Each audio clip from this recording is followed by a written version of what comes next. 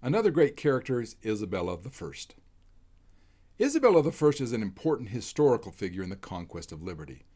Though she died roughly 6 years before the story of the conquest of liberty begins, she, along with Ferdinand II, drastically influenced the world's march towards liberty. And not necessarily intentionally. Customarily, women from royal and noble families had little choice in their marital arrangements. Not so with Isabella. At age 6, she was promised to the younger son of King John II of Navarre, a boy named Ferdinand. Years passed, important people died, new kings reigned, and Isabella got promised to Charles of Vienna, who was then imprisoned by the king to break off the engagement.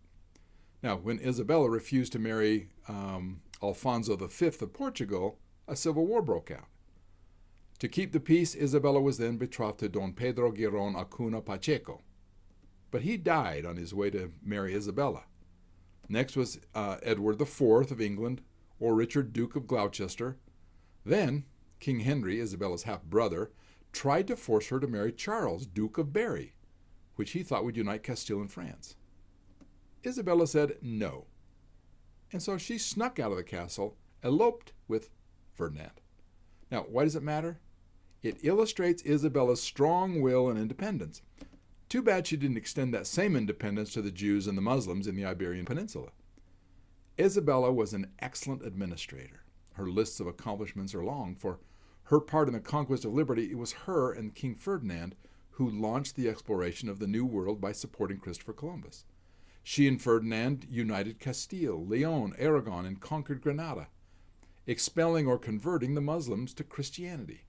Her personal confessor for many years was our very own Cardinal Hernando Talavera, who, because of his excellent service and temperament, was named by Isabella the new Archbishop of Granada. Now, Isabella held Talavera in the highest regard. Some historians believe it was Talavera who facilitated and recommended the Columbus venture. It was after her death that Cardinal Cisneros felt safe persecuting Archbishop Talavera.